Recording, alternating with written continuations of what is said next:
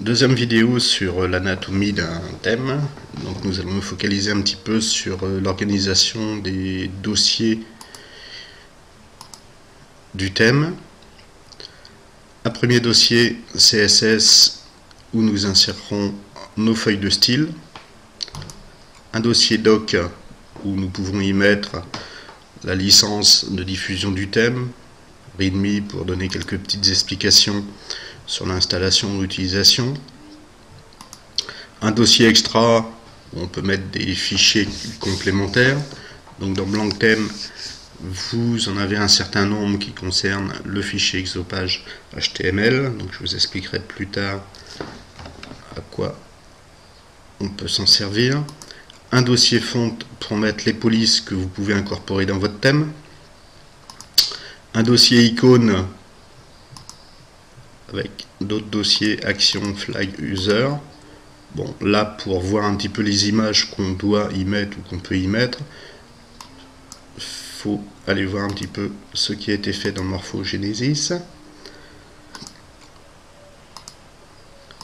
Donc dans action, un petit peu toutes les icônes interaction vis-à-vis du thème, hein, donc des flèches, les zooms, toutes les petites images. Dans flag, nous y mettons tous les petits drapeaux, hein, si nous avons un site multilangue. Dans user, toutes les petites icônes propres à l'utilisateur. Exit, logout, OK.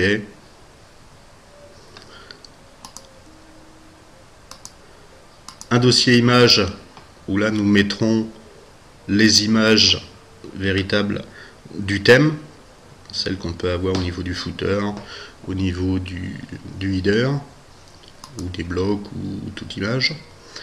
Un dossier JS où nous mettons nos JavaScript.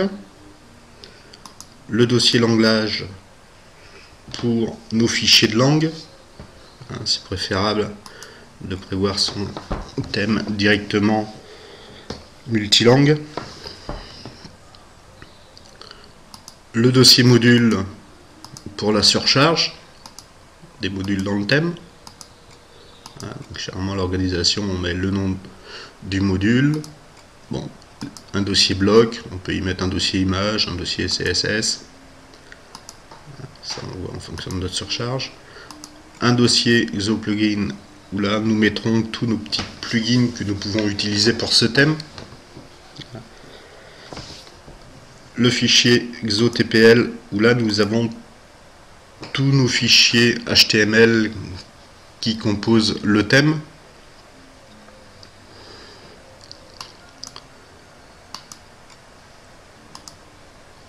À la racine, généralement un fichier changelog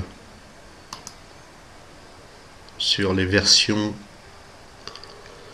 du thème. Nous pouvons également nous en servir pour inscrire toutes les modifications qu'on peut faire dessus pour s'en rappeler. Pratique lorsqu'on fait des mises à jour. Deux images, une miniature et un screenshot qui est d'une taille à peu près de 450-500 pixels. Deux fichiers également qui ne sont très peu utilisés pour l'instant dans Xoops, mais qui le seront à partir de la version 3. Un fichier exoinfo PHP et un fichier theme.ini où nous mettons le nom du thème, une description, la version, à partir de quel framework on l'a utilisé, soit blanc thème, Morphogenesis, CSS100, l'auteur, le lien pour visiter la démo, un lien vers le support forum, un lien pour télécharger le thème, vis-à-vis des standards, la licence et nos images. Ce fichier normalement est lu par le corps ou des modules pour donner les informations concernant votre thème.